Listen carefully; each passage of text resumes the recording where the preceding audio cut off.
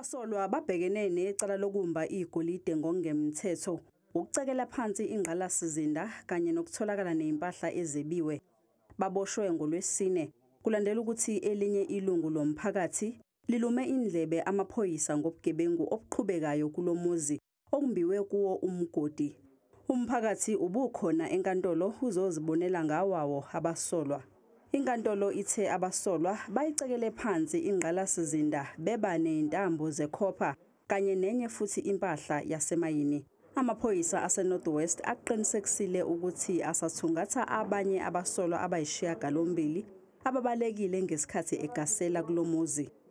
Abasolwa abayisithupha ababoshiwe bangabokufika kulelizwe kanti babhekene namacala okwephula umthetho wokungena nokuphuma kulelizwe. Leli cala lihlehliselwe umhla ziyi-16 kuMandulo nalapho abasolwa kulindeleke ukuthi bafake khona isicelo sebheyili. Abasolwa bagcinwe esitokisini.